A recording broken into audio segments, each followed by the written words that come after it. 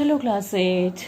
Let's continue chapter 2, reproduction in plants. All of you know reproduction is one of the main characteristics of all living organism, and this is the only process by which every kind of living organism multiplies to form new individuals of its own kind. So what is reproduction? It can be defined as the process of living beings producing young ones of their own kind. Own kind means same kind. Right? Now there are two types of reproduction. First is called asexual reproduction and second is called sexual reproduction. Now first, asexual reproduction, it involves a single parent which gives rise to the new individual, and the offspring produced by this method are the exact copies of their parent. Offspring means next generation, means the daughters of the parent cell. Right? Now this asexual reproduction occurs in all lower organism like amoeba, paramecium, hydra. They are reproduced by this asexual reproduction. Now there are different types of asexual reproductions are there. First we will talk about binary fission. Binary fission is found in lower organisms such as bacteria, paramecium, blue-green algae, etc. Right? In this method, what's happened? The nucleus of, just look at here, the nucleus of the individual, it divides into two parts, and then which is followed by the division of cytoplasm also and cell membrane, and then it forms two daughter cells, right? And both the daughter cells then grow into two new individuals. In this way it is completed and a new two new organisms are formed. Okay, now next is your what?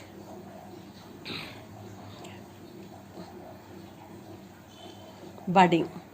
Now in budding is a type of asexual reproduction in which a small bud-like outgrowth is seen in the parent body, and this bud grows, increases in size and finally gets detached from the parent, and the detached bud is capable of growing into an independent plant.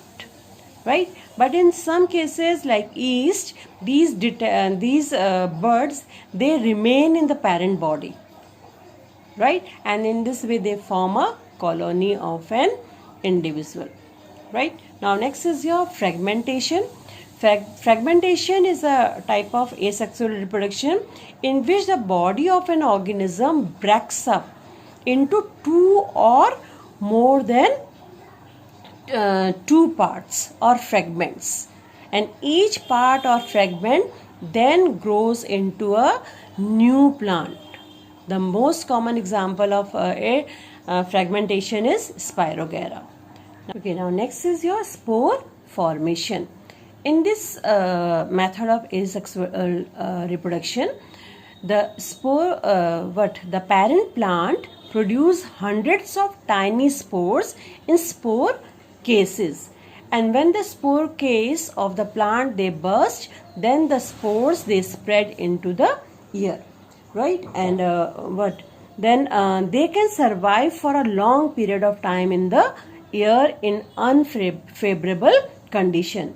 But whenever the conditions become favorable, when the conditions become suitable, then these spores are capable of producing new plants. Then they produce new plants, and examples are your ferns, fungi and mosses, which reproduce by means of spores. Actually spores are just like seeds, but they are so small that we are not able to see with our naked eyes, right?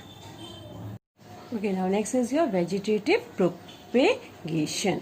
Now all of you know that most of the flowering plants, they reproduce sexually with the help of their flowers and produce seeds. This is called what? Sexual reproduction. But some plants, they reproduce their vegetative structures like root, stem and leaves. And this process of reproduction of new plant from any vegetative part of the plant, it may be root, stem or leaves, then it is called vegetative propagation. So what is vegetative propagation? Plant reproduce from the vegetative parts such as root, stem and leaves. Okay, now next is your reproduction by stem. The vegetative propagation in plants can be done using aerial stems or subaerial stems and underground stems. Aerial stems are your rose, sugarcane, where what we use? We use cuttings of a rose plant or a sugarcane and put it in the soil and grow into new plant. Right, now next is your subaerial stems like your strawberry and jasmine and mint, where we use subaerial stems. I think all of you have seen mint, pudina, right, where we use subaerial stems. Now next is your underground stems. All of know that most of the plants around us have normal stems that already all of you have seen, which grow above the ground. But some of the plants, however, have modified stems which are short and thick and they grow below the ground, and they are called underground stems. What they are called? Underground stems. And there are main 4 types of underground stems are there. That is your rhizome, corm, bulbs and tubers. Now first we will talk about the rhizome. Rhizome is an underground stem that bears roots and shoots at the nodes, and the roots and shoot, they develop into a new plant. An example of rhizome is your ginger. I think all of you have seen ginger, that adrak and haldi. These are underground stem and they are called rhizome, which can grow into a new plant. Right, now next is your corm. Corm is an underground stem that grows in cluster and is usually round in shape. Roots, they develop from the base and sides of the corm, and the example of plant where corm is seen are gladiolus and saffron. Now next is your bulbs. Bulb is an underground stem having a bud and membranous leaves. I think all of you have seen garlic, that is your lasun, and onion, that is your pyaj. The membranous leaves are known as scales, and the scales, they store food materials. The bud can grow into new plant, and bulbs are used to grow the plants such as garlic, tulips and onion. Right, just see this onion. These what they are called? These are called fleshy, scaly leaves, and this is your terminal bud. When you put this onion inside the soil, it will grow into a new plant. Okay, now next is your tuber. Tuber is also an underground stem which is swollen and fleshy, and they serve for food storage and reproduction. Tubers develop eyes which contain buds that are capable of growing into new plants. Right, and all of you have seen potato. Potato is an example of tuber which has eyes are there which grow into new plant.